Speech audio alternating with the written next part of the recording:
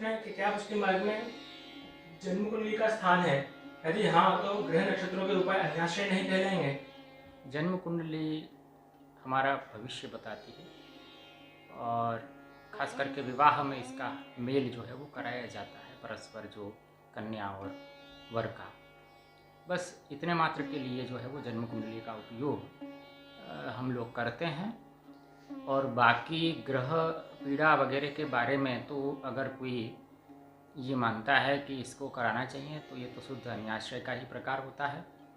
इसलिए हम प्रभु आश्रित यदि रहते हैं और किसी भी स्थिति में प्रभु का शरण ग्रहण दृढ़ता से करते हैं तो उसके कारण से ये ग्रह नक्षत्र हमारा कुछ बिगाड़ नहीं सकते। बस हमारे मन का आश्रय दृढ़ होना चाहिए। तो भक्ति मार्ग में जन्म कुंडली को परस्पर मिलान करना ये गलत नहीं है, परंतु कोई भी ग्रह पीड़ा हो रही हो, कोई ग्रह नक्षत्र आपकी जन्म कुंडली में भारी हो और उसके लिए आपको कोई जाप बताया जाए, आपको कोई और कार्य बताया जाए उसके लिए, तो वो करना हमारे लिए निश्चित ही अन्याश्रय होगा। वो न करके हम श्री कृष्ण की शरण में रहें, यही आचार्य चरण ने हमको उपाय अपने ग्रंथों में समझाया है। पुष्टि मार्ग में कंठ से लगी तुलसी कंठी धारण क्यों नहीं करते हैं? ऐसा कोई निषेध नहीं है, परंतु जो परंपरा से धारण करते आ रहे हैं वही करते हैं। प्रभु नित्य पीड़ा आरोपते हैं, परंतु बीड़ी कब आरोगाई जाती है? मैंने मेरे गुरुघर श्री कृष्ण महाराज श्री जूनागढ़ की हवेली में खेत, दीपावली, अन्नकूट आदि उत्सवों में देखा है कि बीड़ा तो प्रभु के पास विराजते ही हैं और पूज्य काका जी और श्री कृष्ण बाबा श्री दामोदर मदन मोहन प्रभु को बीड़ी आरोगाते हैं और दृष्टि जी भीड़ में पधराते हैं। तो ये विधि में क्या होता है और कैसे प्रभु को आरोगाई जाती है और हम हमारे प्रभु को आरोगा सकते हैं? देखो, ये बीड़ी तो रोज ही आरोगाई जाती है। प्राचीनतम तो ये है कि बीड़ी भी आरोगाई जाती है, बीड़ा भी रखा जाता है।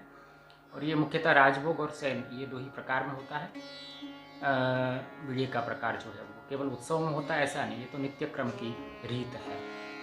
इसमें केवल जो है वो सादा पान, उसमें हल्का सा चूना लगा के उसकी बीड़ी वार के प्रभु को आरोगाया जाता है।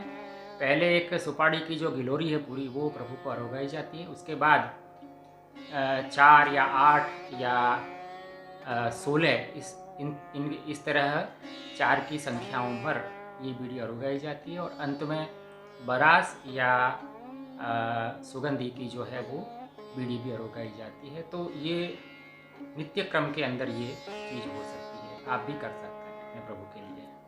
श्री महाप्रभु जी ने सुंदर यमुनाष्टक की रचना की है, पर कई बार वैष्णव जन यमुनाष्टक संपुष्टि पाठ करते हैं, इसका क्या कारण है?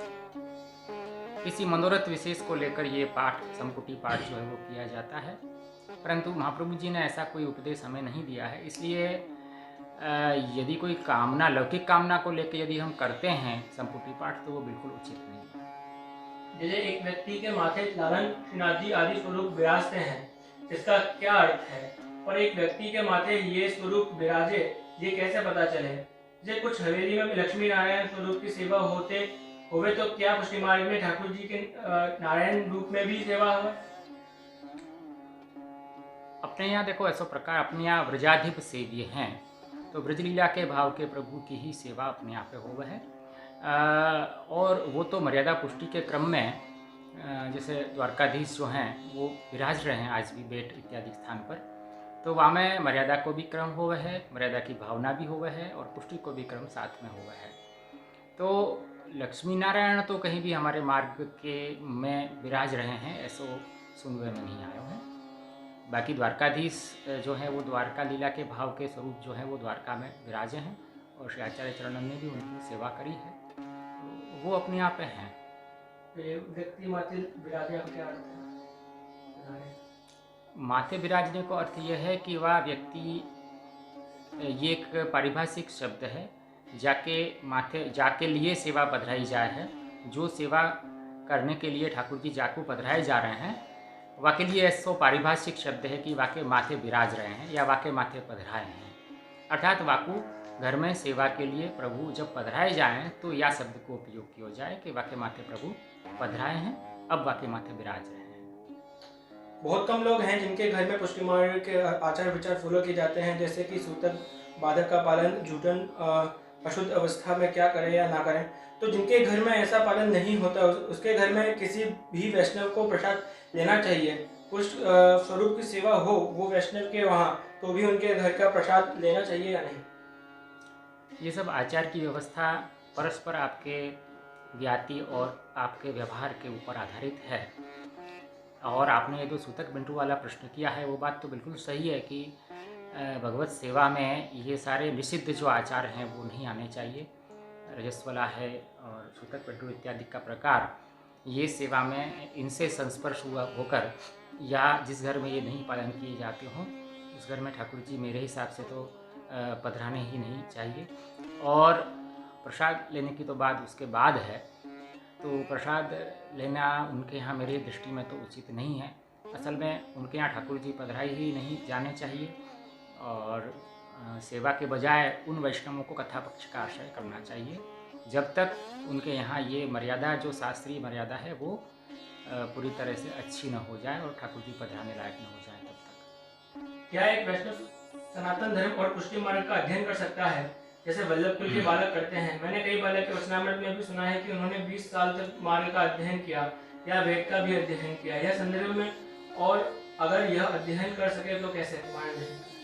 देखिए, बात ऐसी है कि हम सनातन धर्म का पालन करते हैं, वैदिक धर्म का पालन करते हैं, तो जो त्रैवर्णिक है अर्थात ब्राह्मण, क्षत्रिय, वैश्य और जिसको यज्ञोपवीत हुआ है वो यज्ञोपवीत संस्कार उसको वेदाध्ययन कराने के लिए ही कराया जाता है। इसलिए हम सभी को सभी शास्त्रों का अध्ययन करना चाहिए और उत्तम बात है। सनातन धर्म में हम भी आ गए हैं, लेकिन वेद इत्यादि जो भी ग्रंथ हैं जो हमारे प्रमाण मूर्धन्य हैं और उसके अध्ययन के लिए जो भी न्याय व्याकरण इत्यादि जो अगर जो शास्त्र पढ़े जा सकें तो बहुत उत्तम बात है। इससे हमको बहुत अच्छा अपने वेद को, वेद इत्यादि शास्त्रों को, अपने मार्ग को और दूसरे भी जो मार्ग हैं उनको जानने का अवसर मिलता है। तो आप सभी लोग जो हैं वो इस दूसरे ग्रंथों का अध्ययन कर सकते हैं।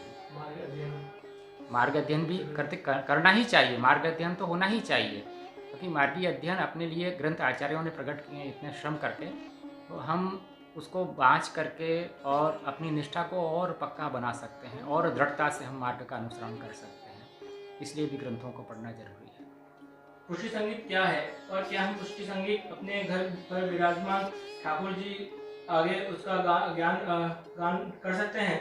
अगर हाँ तो पुष्टि संगीत अगर सीखना हो तो कहाँ आ सकते हैं, कहाँ सीख सकते हैं? क्योंकि बहुत म्यूजिक टीचर को पुष्टि संगीत का आइडिया नहीं होता।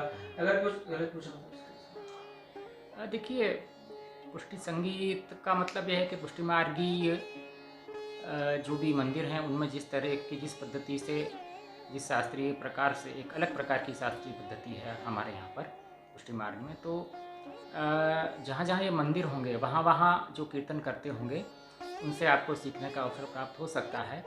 और नेट पर भी आप जाएंगे तो जैसे अभी राजकोट वाले पुष्टि मार्गीय पाठशाला वाले हैं, उन्होंने कराओ के प्रकार से कीर्तन सिखाने का प्रयास किया है। तो वहाँ भी आप नेट पर जाएंगे, आप सर्च करेंगे तो वहाँ पर भी आपको ये प्रकार मिल सकता है। बाकी तो जहाँ जहाँ मंदिर हैं वहाँ जो कीर्तन करते हैं उनसे आप जाके सीख सकते हैं। अगर हमारे संबंधी हमारे ठाकुर जी के दर्शन करना चाहें तो करना चाहिए, कराना चाहिए? वो ऐसा बोलते हैं कि हम आपके ठाकुर जी के दर्शन करेंगे तो हमें सेवा कैसे करनी वो पता चले, तो क्या करनी चाहिए? बिल्कुल, इसमें मैं तो ये मानता हूँ कि क्यों सेवा नहीं करा सकते। अगर वो वैष्णव हैं और यदि वो भाव रखते हैं, यदि वो वैष्णव हैं और भाव रखते हैं तो उनको तो अवश्य कराना चाहिए। उनके भाव की वृद्धि हो, वो अपने घर में जैसे विराजे ठाकुर जी की सेवा भली भांति कर सकें, तो उनको दर्शन कराने में कोई विरोध नहीं है। मेरी दृष्टि में कोई सैद्धांतिक इसमें बाधा नहीं है। चित्त और मन में क्या भेद है, समझने के लिए आप श्री के मन को संकल्प विकल्पात्मक कहा गया है। इच्छा करता है मन केवल, और चित्त जो है उसमें हमारे सारे अनुभव हैं वो स्टोरेज हो जाते हैं। हमारे इमोशन जो हैं वो चित्त में उठते हैं, वो चित्त में सारी स्टोर जो चीज़ है वो चित्त में रहती है। हम जो भी अनुभव करते हैं अपनी सभी इंद्रियों से, उसके संस्कार चित्त में पड़ते हैं। तो मन तो केवल इच्छा करता है और संकल्प विकल्प करता रहता है, लेकिन जो भी हमारे दिमाग में अनुभव होता है उसको स्टोर चित्त करता है। जैसे यद्यपि यमुना जी, महाप्रभु जी और ठाकुर जी में कोई भेद नहीं है, फिर भी कई बार पाठ करते वक्त यमुनाष्टक में बहुत प्रीति हो जाती है, कई बार सर्वोत्तम स्तोत्र बहुत करने का मन होता है, तो कभी अष्टाक्षर में, तो कभी षोडश ग्रंथ में। वचनामृत में भी सुनते हैं कि यमुना जी का नाम अधिकाधिक लें। शिक्षा पत्र में अष्टाक्षर को महामंत्र बताया है। क्या हमें पाठ ज्यादा करने चाहिए कि अष्टाक्षर मंत्र? हाँ, नहीं, बात यह है कि देखिए, ये सभी साधन अपने यहाँ पे पुष्टि प्रभु की प्राप्ति के लिए बताए गए हैं। यमुनाष्टक है, सर्वोत्तम जी है, वो अपने आचार्यों का भजन है, वो तो हमें करना ही चाहिए। परंतु किसी में विशेष प्रीति है तो आप जिसमें आपका मन अच्छी तरह से प्रभु में लगता हो उस चीज़ को आप अपना सकते हैं। हमारा तो ये मानना है कि यदि आप जो है वो किसी भी एक पाठ में अष्टाक्षर वगैरह में आपकी आ सकती है तो निश्चित आपको करें, अधिक से अधिक करें, क्योंकि आप मनपूर्वक जिस साधन को करेंगे वो आपको प्रभु के पास जल्दी पहुंचा सकता है। जैसे मार्ग में हरि गुरु वैष्णव की महत्ता बताई है, क्या हमें समान दृष्टि वैष्णव में भी रखनी चाहिए? वैष्णव में अगर दोष दिखें तो दोष बुद्धि एवं दृष्टि का क्या निवारण है? देखिए, हरि गुरु वैष्णव सरखा लखवा, ऐसा अपने आप सिद्धांत कहा गया है। अर्थात सभी को अपने से ऊंचा मानना चाहिए, किसी में भी हमें दोष दृष्टि नहीं करनी चाहिए। दोष दृष्टि हो गई है तो हमें प्रभु से क्षमा मांगनी चाहिए, और यदि हमने कुछ उस वैष्णव को बोल दिया है तो उससे भी हमें क्षमा मांग लेना चाहिए कि मुझसे गलती हो गई, आगे से ऐसी मैं गलती नहीं करूँगा। और हमें समान देखने का मतलब समान व्यवहार नहीं है, पर तीनों में हम प्रभु को देखें, परंतु व्यवहार तो जैसा शास्त्र में कहा गया है कि गुरु के साथ ऐसा व्यवहार करना, आचार्य अपने प्रभु के साथ ऐसा व्यवहार करें, वैष्णव के साथ वैसा व्यवहार करें। तो व्यवहार तो सभी के साथ हमें अलग अलग करना है शास्त्र के हिसाब से, लेकिन उन सभी में हमको भगवत बुद्धि भी रखनी है, अपने से ऊंचा भी मानना है और सदा श्रद्धा रखनी है उनके प्रति। क्या वैष्णव संध्या वंदन करना चाहिए? श्री आचार्य जी और श्री गोसाई जी के वर्णन मिलता है, पर उसमें गायत्री देवी जी का पाठ करना पड़ता है, क्या यह अन्याश्रय है? नहीं, देखिए, संध्या वंदन करना अन्याश्रय नहीं है, क्योंकि गायत्री मंत्र जो है, मैंने पहले भी कहा है इसमें, ये गायत्री मंत्र जो है वो श्री महाप्रभु जी ने इसका अर्थ गायत्री भाष्य नामक ग्रंथ में श्री ठाकुर जी परक किया है, कृष्ण परक किया है। तो हम किसी गायत्री देवी का मंत्र नहीं जप रहे होते उस समय जिस समय हम गायत्री मंत्र, और गायत्री तो इसका छंद है, इसका जो छंद है उसका नाम गायत्री छंद है। बाकी इसमें तो सविता की स्तुति है, माने सूर्य की स्तुति, यदि हम सामान्य सविता का अर्थ लें तो वो हम उस सूर्य को अपने भगवान कृष्ण रूप मानते हैं, और उस मंत्र का अर्थ जो महाप्रभु जी ने कहा है वो अर्थ का हम अनुसंधान करते हुए उसका जप करते हैं, तो कोई अन्याश्रय नहीं। श्री ठाकुर जी को जब भोग धरा जाता है तो प्रभु को विनती करने से पहले सराया नहीं जाता, लेकिन जब सेवा में 2-3 जन हो और सावधानी के कारण कोई ऐसी वस्तु जो अभी नहीं धरनी थी, अथवा कोई कच्ची वस्तु प्रभु को भोग धर दी जाए, तो इस स्थिति में क्या करना? क्या धराए हुए थाल या कटोरा को रौबने की विनती से पहले ही वापस ले लेना चाहिए? अगर कच्ची वस्तु है तो प्रभु कैसे आरोगेंगे, इसलिए उसको तो पहले ही पधरा लेना चाहिए, विनती नहीं की हो तो। और यदि कोई बनी हुई सामग्री आपने रखी है तो उसको मेरे हिसाब से नहीं हटाना चाहिए, क्योंकि प्रभु जो है वो उनकी दृष्टि उस सामग्री पर पड़ी है, तो उसको आरोगने के लिए आपका मन निश्चित हो गया होगा, तो इसलिए बनी हुई सामग्री को वापस नहीं कर सकते हैं विनती से पहले या पीछे भी प्रभु के सामने अगर आ गई हो तो। लेकिन अगर कच्ची सामग्री हो तो प्रभु को आरोगने से परिश्रम पड़ेगा, इसलिए उसको तो हमें हटाना ही होगा, तो विनती से पूर्व हम उसको हटा सकते हैं और फिर उसको सिद्ध करके दोबारा प्रभु को रख सकते हैं। अपने जन्मदिन और अपने एनिवर्सरी में अपने ठाकुर जी को भेंट दे सकते हैं क्या?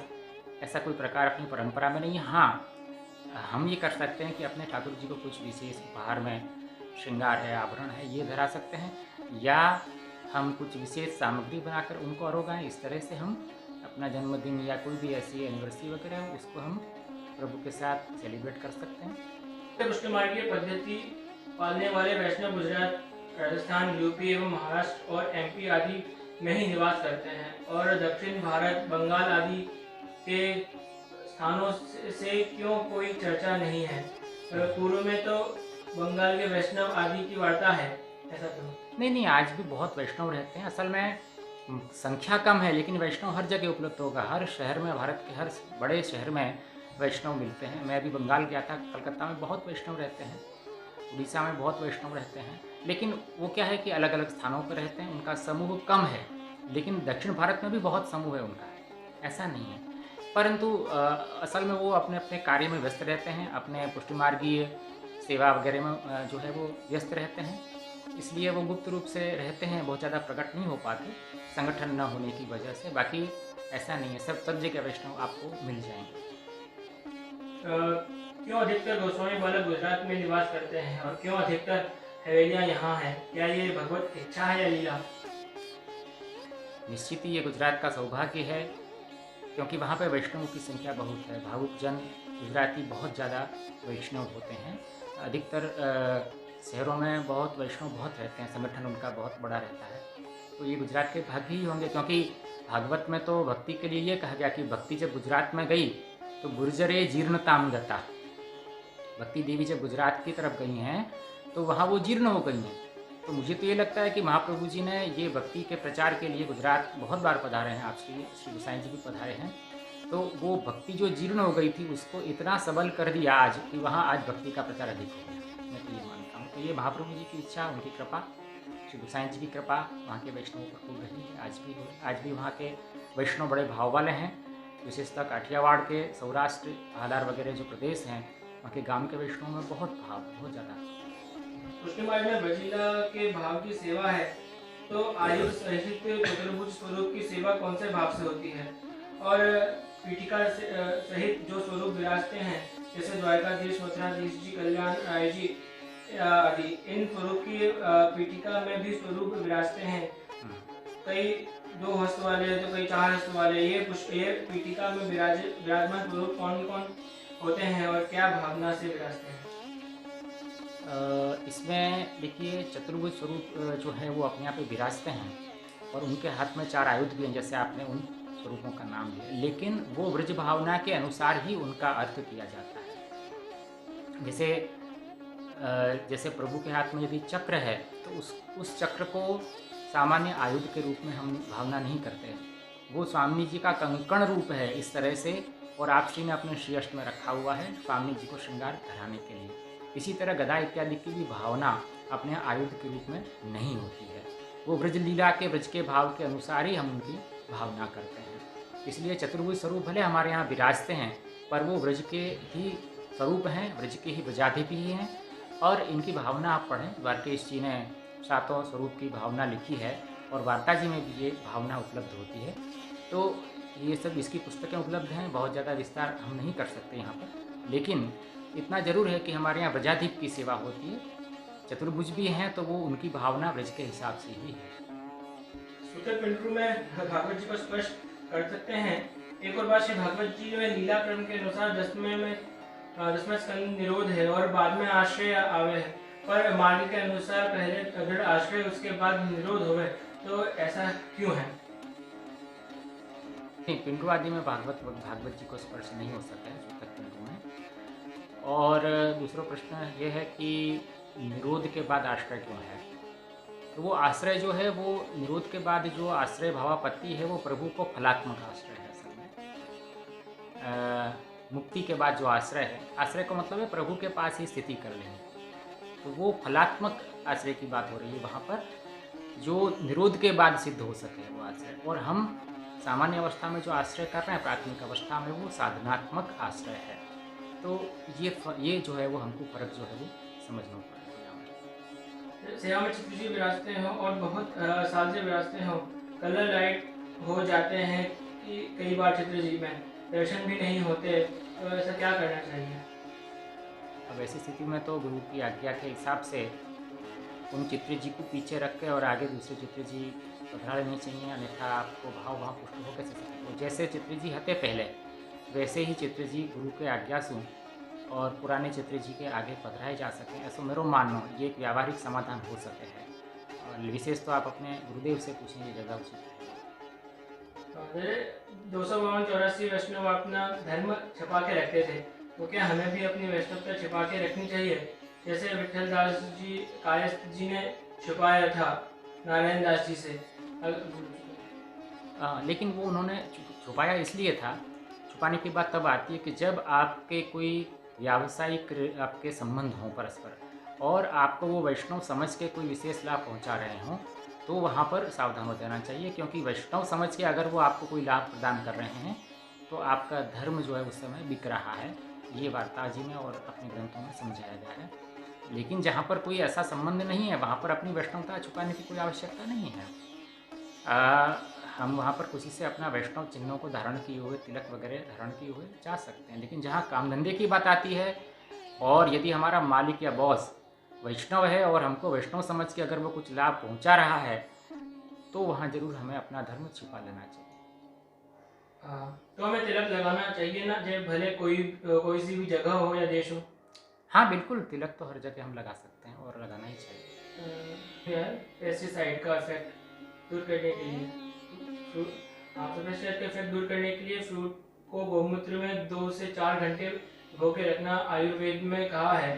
तो गौ माता वाला फ्रूट अपनी फ्रूट पानी से धोकर श्री जी को भोग लगा सकते हैं। प्रश्न वास्तव में बहुत मुश्किल है, क्योंकि गोमूत्र गोबर वगैरह हम तो ले सकते हैं, हमारे लिए तो परम पवित्र है। प्रभु की सामग्री में उसका उपयोग अगर उसकी गंध आ जाती हो तो मुझे नहीं लगता है कि हमें करना चाहिए। उसके अलावा और भी जो उपाय हैं, फिटकरी के पानी में उनको रख के साफ करके उसमें भी कीटाणु समाप्त हो जाते हैं, पेस्टिसाइड उसके अंदर भी ख़त्म होते हैं, ऐसा आयुर्वेद बताता है। तो मुझे लगता है वो प्रकार अपनाना ज़्यादा उचित रहेगा।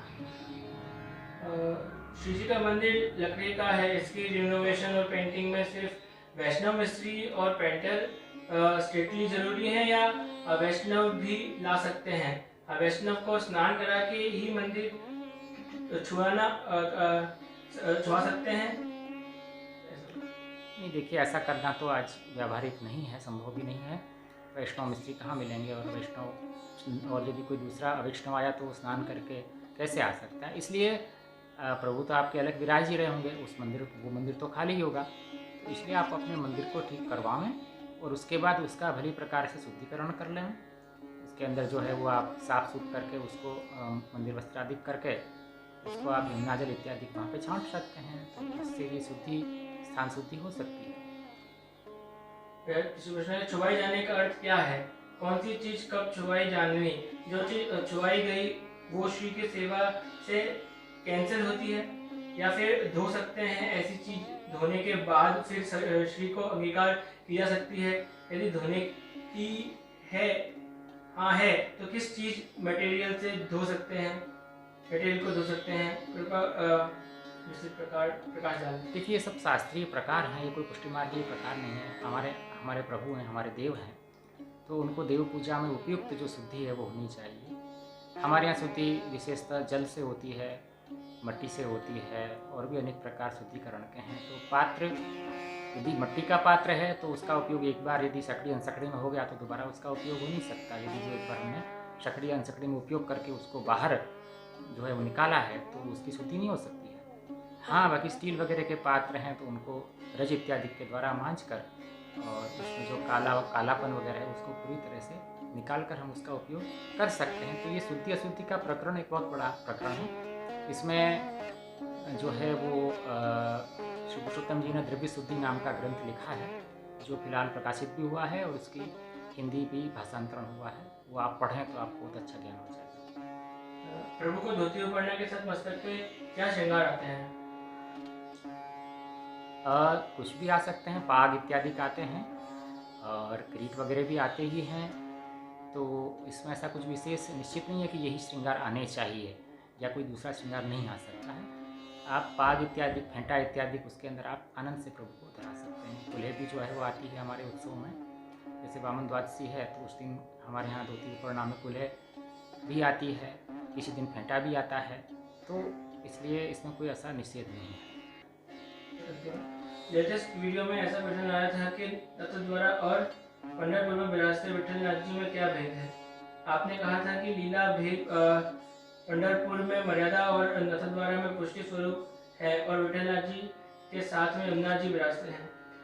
पंढरपुर में जो रुक्मिणी जी विराजते हैं उनके हाथ कटी पर हैं और विठलनाथ जी के स्वामी जी के भी हाथ कटी पर रुक्मिणी जी की तरह रुक्मिणी जी की तरह ज़्यादातर यमुना जी के जो दर्शन होते हैं, एक हाथ में माला और एक हाथ में कमल होते हैं और यमुना जी श्याम होते हैं।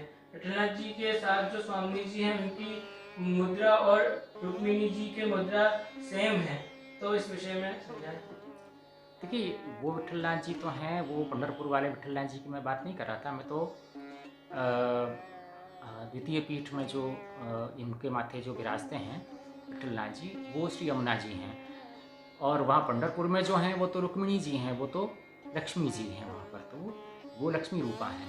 तो उनमें और इनमें कोई साम्य नहीं है, भावना में भी साम्य नहीं है, स्वरूप में साम्य हो तो भले हो, लेकिन वो लक्ष्मी रूपा हैं और ये चतुर्थ प्रिया जो हैं वो श्री यमुना जी रूपा हैं, यहाँ जो विठलनाथ जी पुष्टि मार्ग में विराजते हैं।